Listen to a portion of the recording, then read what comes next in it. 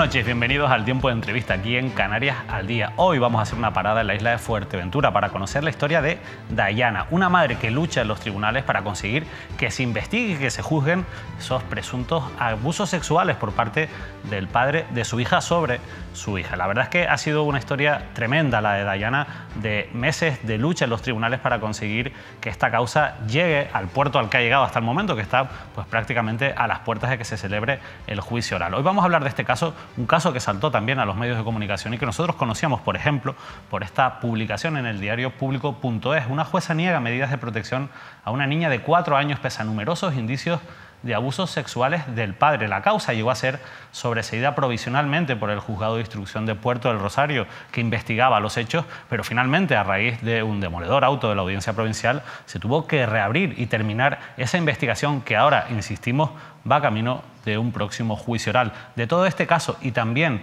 de lo difícil que es para muchas madres como Dayana poder enfrentarse a este tipo de cuestiones en los tribunales, en la desprotección que aseguran sufrir, sabe mucho nuestra invitada de hoy, la abogada Sara Rodríguez Riley, a quien vamos a dar la bienvenida. Sara, muy buenas tardes, muy buenas noches ya, gracias por acompañarnos. Buenas noches y muchas gracias a ti por permitirnos dar voz también a todos estos procedimientos.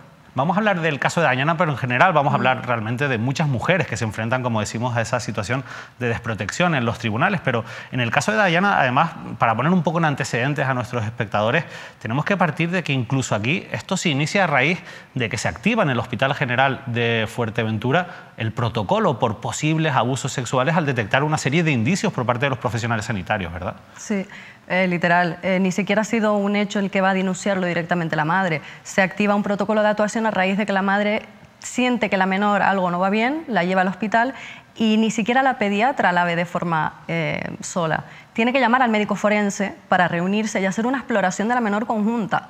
A raíz de ese informe se activa el protocolo de actuación y ahí es cuando se inicia el procedimiento. ¿Qué serie de indicios? ¿Qué encontraron para activar un protocolo? ¿O qué hace falta encontrar para que se active este tipo de protocolo? En este caso en concreto llamaba bastante la atención porque era una niña de 2 años, en su momento muy pequeñita, tenía eritemas en la zona vaginal, entonces ya sorprende bastante la zona interior, y decían que el himen no se veía claro.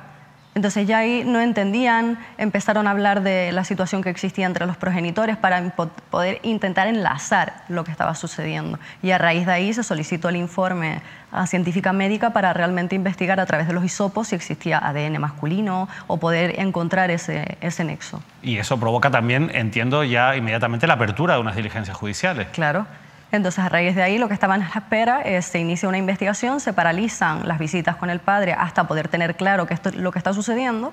Eso es automático, se paraliza el régimen de visitas que estuviese en ese momento en función. En ese momento sí, porque estamos hablando de un posible abuso, delito de agresión en este caso, o abuso hacia la menor.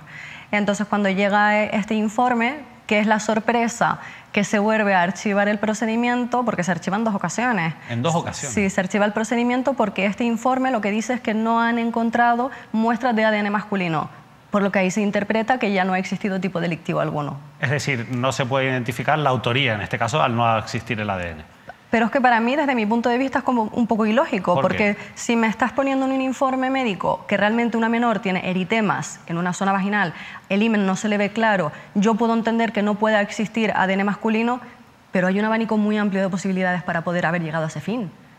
¿Por qué no hemos continuado para saber cómo un forense y una pediatra llegan al extremo de poner esos datos en un informe? Porque entiendo que, por tanto, no se practicaron las diligencias oportunas para intentar buscar otra serie de elementos o de indicios que pudiesen pues, hacer que se continúe el procedimiento para intentar proteger a la menor, para saber si realmente se estaba produciendo algún hecho delictivo contra esa niña. Pero es que, para más Henry, perdona que insista en ese punto, ni siquiera fueron a declarar en ese momento ni la pediatra ni el médico forense que realizaron ese informe previo al archivo. Y la jueza entonces decide archivar, pues prácticamente sin practicar las diligencias oportunas, y esto se recurre y es la Audiencia Provincial la que obliga a que se reabra de nuevo el caso. Esto se archiva y el letrado que estaba de forma precedente, antes de yo coger el procedimiento, insiste en la reapertura del procedimiento diciendo porque se activa. Una vez se archiva el procedimiento, las visitas continúan con el padre. ¿Qué es lo que sucede durante ese trámite? Que la niña vuelve a llegar a casa con vulvitis, vuelve a llegar a casa con lesiones y la madre tiene que volver al hospital. Se vuelven a aportar esos informes. O sea, esas lesiones que habían desaparecido cuando se había suspendido el régimen de visitas volvieron vuelven una a vez aparecer. activadas el régimen de visitas. Entonces el abogado por aquel entonces presentó estos nuevos informes diciendo que ha vuelto la situación. Y es bastante preocupante decir, activan unas visitas, vuelve a llegar una situación conflictiva para una menor. Pues decían que tampoco eran indicios suficientes para poder interpretar que la niña pudiera estar sufriendo. Se vuelve a archivar el procedimiento y es ahí cuando nos llaman a nosotros y empezamos, a raíz de infinidad de pruebas, porque te puedo decir infinidad de pruebas que ratificaban y corroboraban que esa niña no solo estaba sufriendo, sino que tenía miedo, pánico al progenitor paterno, e incluso uno de los informes que has podido ver, el auto de la audiencia provincial, que era demoledor, que nos alertaba a las autoridades para que por favor tomaran cartas en el asunto porque la niña estaba sufriendo. A esos extremos. Esos informes fueron ignorados, entiendo, por la jueza de instrucción. No se tuvieron en cuenta en su momento. No se tuvieron en cuenta. Fueron los que insistimos nosotros a la audiencia provincial. En apelación. Para que pudieran ver que realmente había algo y que había que continuar con las diligencias de investigación para poder llegar a un fin. Porque nadie, nadie busca que si realmente esta niña tan jovencita en su momento estaba sufriendo, esto lleva a una repercusión en un futuro. Al final hay una cuestión que es muy importante y que es la que está en la base de todo lo que estamos hablando, que es la protección del menor. Es el bien supremo, digamos, que tienen que proteger en este caso los tribunales. Sin embargo, si no se investigan bien las cosas, si, digamos, se archivan sin tomar todas las diligencias o siendo de manera incluso negligente, si me permite, Sara, en este caso, no se está desprotegiendo al menor. Yo es lo que... Este tipo de casos en concreto, incluso lo que estamos haciendo a día de hoy, lo que hemos hecho para mí es como una especie de denuncia pública, porque sí siento que no solo con ella, que para mí ha sido demoledor todo lo que ha pasado, se está desprotegiendo de forma abismal a no una madre ni a un padre, sino a esos niños, porque no sienten, y lo digo yo desde primera mano porque no es la primera vez que veo este tipo de actuaciones, no tienen la certeza de que yendo a un juzgado para poder proteger tus intereses vayan a tener ese fin. Pero es que en verdad con los datos en la mano es normal también que tengan esa sensación, porque estábamos viendo que el 85% de este tipo de procedimientos se archivan en la fase de instrucción. Sí, pero ¿qué pasa muchas veces? Hay que ser insistentes, que es lo que yo siempre digo. Llega un momento en el que, vale, yo soy la abogada, yo no soy la parte. Es más fácil, igual en el sentido de aconsejar, pero no me veo yo en la tesitura de decir es mi hija o mi hijo el que está sufriendo ese tipo delictivo.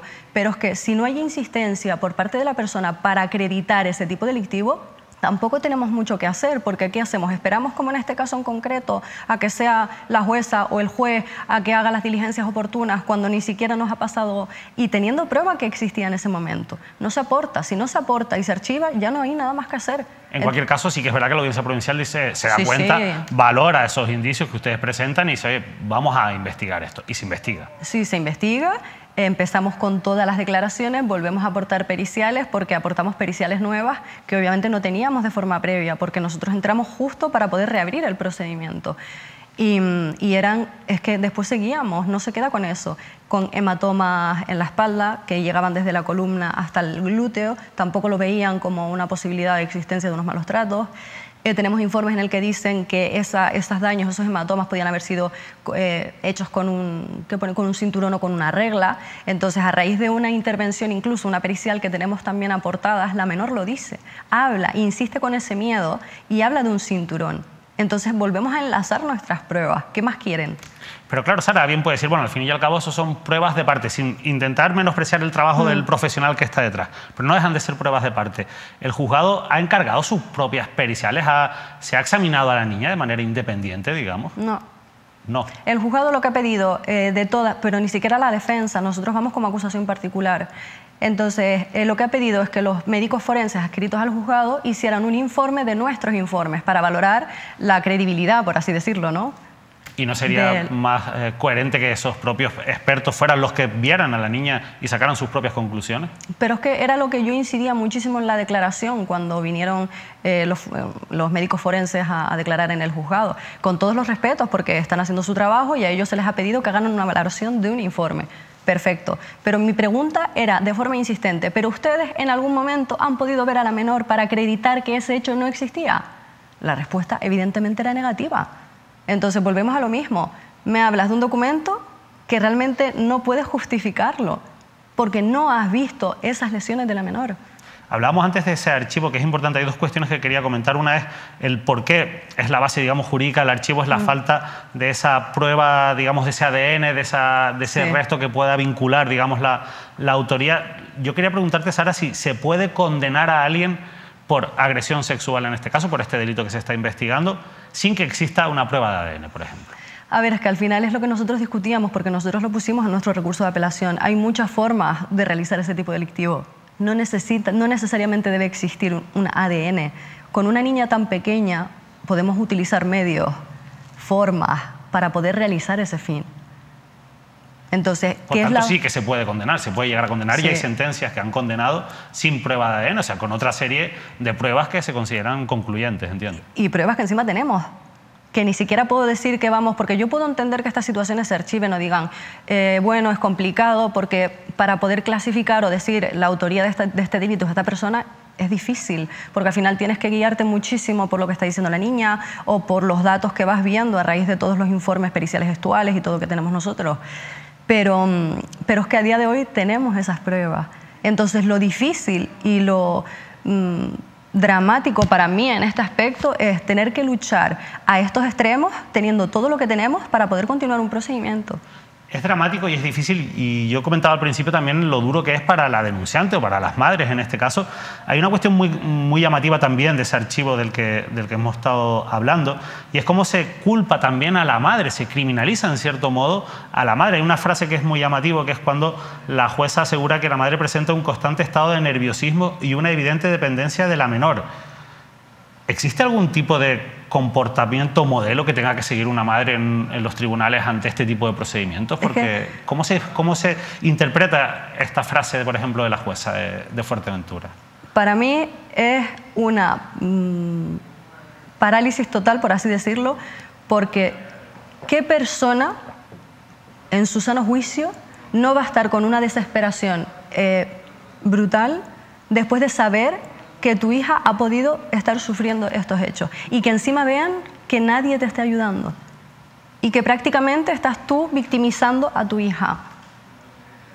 O sea, claro, por esta regla de tres no puede estar las madres no pueden estar nerviosas. No, tiene que estar tranquila, tiene que decir, bueno, la niña está así, ha vivido esta situación, puede darse, ahora mismo está en un juzgado en el que tampoco se nos está ayudando.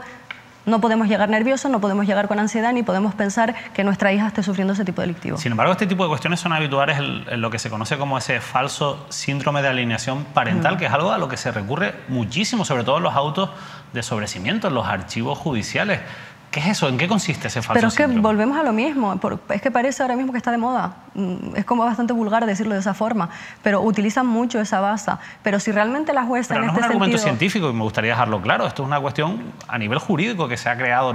Es que no lo llego a entender bien, Sara. No, pero es que sí, yo creo que ni tú, ni yo particularmente, ni nadie en general. Y creo que es como una especie de excusa para, en este caso en concreto, también haber podido realizar el archivo. Porque si realmente la jueza entiende que existe alienación parental, en el que esa madre tiene como cobijada a la niña de una forma extraordinaria, como realmente nos intentaban hacer ver, ¿por qué no se solicita que venga una psicóloga adscrita al juzgado y que le puedan hacer las pruebas suficientes a ambos progenitores, a la menor, para realmente buscar el fin?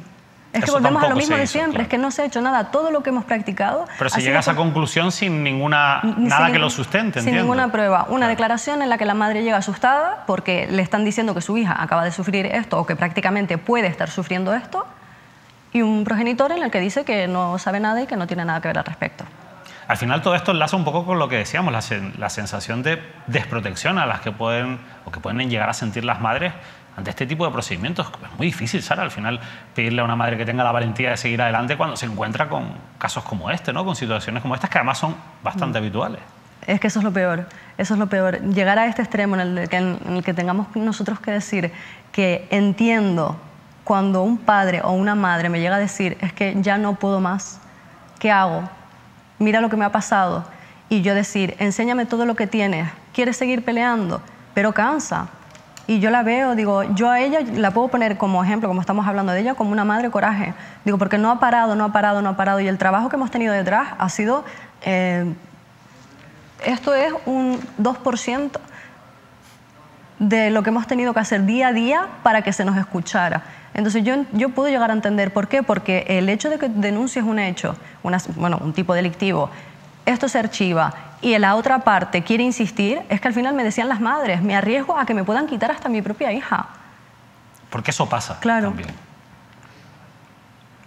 Es triste cuando tienes supuestamente un órgano judicial que es el que te va a proteger en cualquier circunstancia, en cualquier aspecto de la vida y no sientas esa protección.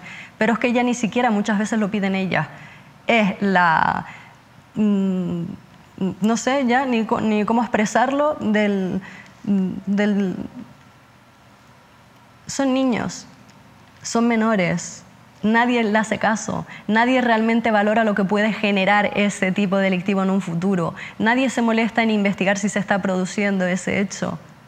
Entiendo que la gente no quiera seguir, pero es que yo soy muy insistente. Yo creo que si buscas la prueba, si buscas el pelear, si buscas el buscar el resultado, lo vas a encontrar. De cara al futuro del menor, de la niña, del niño, ¿son peores las secuelas si en cierto modo se entierran este tipo de cuestiones o este tipo de sospechas sin que se investiguen, sin que se intenten aclarar, sin que se juzguen? ¿Es peor para la niña cuando eso ocurre? Que al final, insisto, que parece que es lo habitual. Es que al final nos ponemos en esta tesitura, por ejemplo, se archiva un procedimiento, vuelven las visitas y esta niña vuelve a seguir. Obviamente yo creo que teniendo un poquito de sentido común, a corto plazo no tendrá sintomatología, pero probablemente eso vuelva a producirse de nuevo. Entonces, ¿qué pasa? Tenemos hasta incluso otro informe de una psicóloga que insiste en que la menor tiene que ser vista, porque ya tan chiquitita está sintiendo esas secuelas. Cuando le hablas de un momento en concreto, ya se orina encima. Cuando le dices determinada frase, se pone a llorar. Entonces, siendo tan pequeña, eso va a volver a resurgir en un futuro. Si nadie hay investiga. Secuelas que quedan. Claro que hay secuelas, independientemente de la edad de los niños o de las niñas, porque ahora mismo estamos hablando de una menor chica, pero es que esto pasa con niños, con niñas. Y volvemos a lo mismo de siempre, el insistir, el trabajar, el buscar, porque aunque ahora parezca que no tiene nada, eso puede salir en un futuro. Al fin y al cabo se consigue dar la vuelta porque se consigue que se reabra el procedimiento, que se investigue y ahora estamos en una fase que es la tramitación del sumario, digamos, en la que se presentan las calificaciones, las acusaciones por parte de las distintas partes. Ustedes son acusación particular, se presentará el escrito de defensa también por parte de la defensa, pero ¿y la Fiscalía? ¿Cuál ha sido el papel de la Fiscalía? ¿En qué posición está en estos momentos? A ver, ha sido un poco versátil, tengo que decirlo, porque en un primer momento ellos tampoco estaban a favor de continuar con este procedimiento o cuanto menos buscar alguna diligencia para buscar el fin. ¿Qué pasa? Que tengo que reconocer que a raíz de nosotros cuando presentamos el recurso de apelación para solicitar la reapertura, pedimos vista, porque yo sí considero que con un tema tan complicado es mucho más sencillo exponer los hechos, enseñar las pruebas que hay para interpretarlo de otra forma. En ese momento la Fiscalía rectificó su escrito, se adhirió a nuestro escrito y entendía que debía de continuarse con las diligencias de prueba porque a raíz del último informe de comunicación gestual decían que la niña podía estar sufriendo y que tenía pánico, miedo. Y a raíz de ahí sí es cierto y tengo que reconocer que vamos como un poco más de la mano. Al final y al cabo entiendo que el papel de la Fiscalía es clave en todo esto, sobre todo también de cara a poder inclinar al juez o la jueza de instrucción de turno. A ver, inclinar, yo creo que cada uno debe ser neutral, independiente. Sí, esa es la teoría, sí. Sara, pero al final los procedimientos es lo que está la Fiscalía, supongo que hay un mayor empuje por parte. Y al final, lo digo, y a donde quiero llegar, Sara, es a que la Fiscalía al final es un ministerio público, tiene su deber principal es el de velar precisamente pues, por la protección del menor. No sé hasta qué punto la Fiscalía siempre está en esa línea, en esa sintonía, digamos. A ver, al final es difícil generalizar, pero sí es verdad que incluso no tendrías por qué verte en la obligación de formar parte como acusación particular, porque la misma Fiscalía podía haber continuado de forma única, independientemente de tener a otra parte como somos nosotros ahora paralelamente. Claro, pero si no están ustedes empujando... Si no, y no es por ser insistente, pero si no nos hubiéramos puesto a pelear como hemos hecho desde un minuto uno, aquí no hubiéramos tenido esa compañía que es ahora la del Ministerio Fiscal. Y ahora lo lógico es que finalmente se celebre el juicio. Sí. A ver, lo que estamos, que para nosotros, Es lo que yo siempre le digo a todo el mundo, independientemente del resultado, porque eso nunca, por mucho trabajo que hagamos, nunca vamos a saber cuál va a ser la sentencia final, porque no es nuestra decisión. Sí es cierto que es bastante gratificante ver que después de todo lo que hemos tenido que trabajar, que este procedimiento ya esté en la audiencia provincial, sea un sumario ordinario y pendiente de calificar. Llegado a estos extremos, es que hasta ella misma lo dice, se siente más tranquila independientemente del resultado porque sabe que todo lo que hemos trabajado ha llegado a un fin. Ahora mismo esperar a que podamos calificar como acusación particular, nosotros, la Fiscalía, que no sé qué vía va a coger, tampoco puedo entrar ahí, defensa y ya la celebración del acto de juicio oral con toda la prueba que al final se nos ha permitido presentar. Es una oportunidad, y ratificar. por un lado, claro, para poder intentar demostrar toda esa prueba que ustedes han presentado, pero también entiendo que tiene que ser otro trance más complicado para la madre en este caso, claro. Al final tiene que volver a acudir delante del tribunal. Es verdad que es otro tribunal, ya no es la jueza de instrucción, pero sigue siendo otro trance complicado. Pero entonces, ¿qué pasa? Y si no hacemos ese trance, ¿qué nos queda? Volver a casa, volver a tener un régimen normalizado y volver a esperar a ver qué va a pasar con esa niña. No sé si es el caso de Dayana, pero suelen tener apoyo psicológico las madres o deberían tenerlo, que pasan por este tipo de cuestiones. Deberían tenerlo y se les debería permitir. Pero es que como aquí funcionamos totalmente de un extremo distinto al normal, porque lo tengo que decir de esa forma. ¿Por qué? Porque debería ser incluso el propio tribunal, el propio juzgado que lo proporciona. Y más viendo todo lo que tenemos. Porque es que hay indicios, porque es que cuando hablamos, yo no puedo acusar a una persona todavía, porque no me ha tocado el momento procesal oportuno. Pero la ley de enjuiciamiento criminal nos dice, desde que hayan indicios suficientes y que es que son más que evidentes, hay que tomar medidas para proteger a esa persona, a ese menor, a esa madre, valorar. Si la madre no hace de forma independiente todo lo que hace, yo soy la partidaria de que le digo a ella constantemente, tienes que ir a un psicólogo, tienes que entender las circunstancias, porque es que es normal que medie o que después nos digan que es que la madre es nerviosa.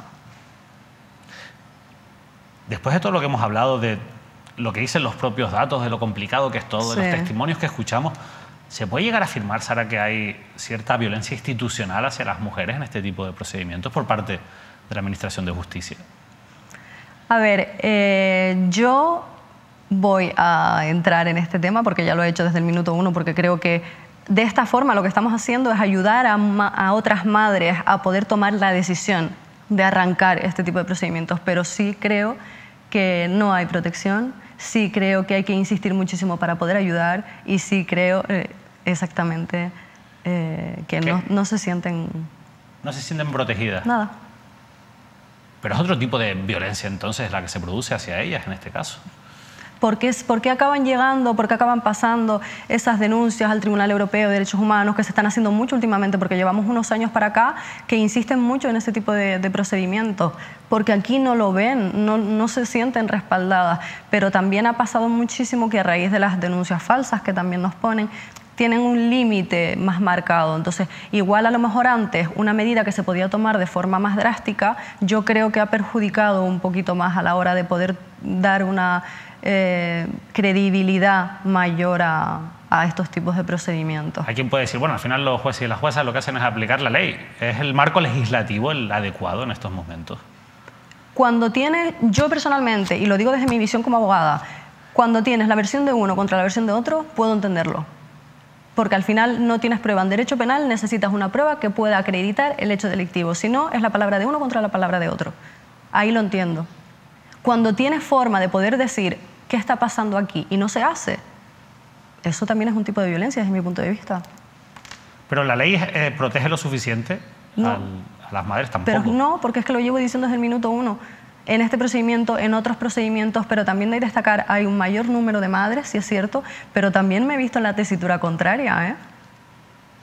Y padres que sienten que no pueden denunciar porque la posición es distinta, porque es el hombre, porque no voy a tener la credibilidad, porque yo puedo tener una autoridad superior sobre esa persona. Es que median tantas versiones que es complicado, es muy complicado y hay que discutir muchísimo para poder tener esa protección que es que no se tiene. Para mi punto de vista y después de todo lo que he estado teniendo que ver, no se tiene. Al fin y al cabo volvemos a lo mismo, lo importante al fin son los indicios, son las pruebas, son las cuestiones para salir un poco de lo que sí que puede ser una pelea de digamos, de puntos de vista distintos o de versiones distintas, ¿no? O sea, la única manera de poder romper eso es con la prueba. Sí, pero es que incluso en este caso en concreto se ha tenido prueba desde el minuto 1, que eso es lo más sorprendente. Entonces, velamos por la protección, por los derechos de los ciudadanos, para que puedan venir a nosotros y buscarlo, pero no se tiene. En cualquier caso, nos vamos a quedar, si te parece, Sara, con el ejemplo de Dayana, ¿no? Tú hablabas de ella como madre coraje. Yo creo que es un ejemplo de que, a pesar de todas estas dificultades a las que se tienen que enfrentar las mujeres, las madres, cuando denuncian este tipo de presuntos abusos o agresiones sexuales, si hay insistencia, que es algo que has dicho tú mucho, si se insiste, al final, cuando hay argumentos, se puede conseguir por lo menos llegar hasta el juicio, ¿no? Que es el primer objetivo. Perdona que te interrumpa, pero ¿por qué insisto yo? Porque muchas veces cuando me vienen las madres después de archivos o después de procedimientos porque están dubitativas a la hora de cambiar de abogado, me dicen, es que a mí me han dicho que no aporte esta prueba documental, a mí me han dicho que mejor es mantenerme un poco al margen para que no piense que soy yo la que estoy buscando esa discusión. No, señores, el que quiere buscar un fin tiene que buscar la prueba. Mientras más prueba tengamos para poder acreditar ese hecho, mejor, que por eso después pasan todas estas cosas. Una última cuestión, el régimen de visitas en este caso actualmente está suspendido, entiendo. No, no está suspendido todavía, estamos a la espera todavía de resolución de la audiencia. Ahora mismo la niña no está viendo al padre, el padre tampoco está, no ha informado al juzgado, no está reclamando esas visitas, pero cuando tuvimos la vista por el incumplimiento, ahí también fue un poco problemático, porque claro, la madre, yo puedo aconsejar como letrada de la mejor vía posible en estos casos, pero yo no soy la madre de esa niña. Entonces cuando ella me dice, es que prefiero, si la tiene que ver, que sea con mi persona de confianza en un parque, pero eso se pudo hacer un día, 2 días. Claro, ya en ese impasse en el que se había archivado y por tanto se habían reanudado las visitas, hubo un incumplimiento por parte de la madre en el sentido de decir, bueno, yo dejo que vea a mi hija, pero estoy yo delante. Ella no podía, pero estaba una tercera persona de su familia. Pero que digo que duró 2 días porque la niña volvió a estar con ataques de ansiedad, volvió a orinarse. En cualquier caso, lo decía porque una vez que entiendo que se abre ya el juicio oral, se suspende automáticamente. A ver, ahora mismo yo, la calificación todavía la tenemos pendiente porque tengo una vía bastante amplia y todavía la estoy matizando, pero sí vamos a insistir de nuevo que como estamos pendientes todavía de la resolución, que como medida cautelar hasta la celebración se tenga por lo menos esa resolución firme. Bueno, veremos en qué queda el caso de Dayana. En cualquier caso, sí que, insisto, creo que hay que coger los ejemplos de esta madre de Fuerteventura para ver cómo se pueden romper a veces esas costuras, esas cuestiones tan complicadas que existen dentro de los tribunales. De verdad, Sara Rodríguez Riley, muchísimas gracias por habernos acompañado. A ti, muchísimas gracias. Hoy hemos hablado del caso de Dayana, esta madre coraje, como la calificaba su abogada Sara Rodríguez Riley, nuestra invitada de hoy, y que yo creo que es un ejemplo de la necesidad de luchar, de insistir, que tienen que tener muchas madres en los tribunales para intentar romper esa incluso violencia institucional, como hoy hemos llegado a hablar en esta entrevista y como muchos expertos y profesionales califican, pues esas dificultades a las que se tienen que enfrentar por cómo funcionan a día de hoy todavía en cuestiones de este tipo los tribunales en este país. Nosotros nos despedimos, seguiremos hablando de asuntos de actualidad de Canarias en este programa, eso será ya la próxima semana, pero saben que mañana volvemos con más análisis de lo que ha ocurrido en los últimos días en el programa El Repaso en Canarias al Día a partir de las 10 de la noche. No se lo pierdan.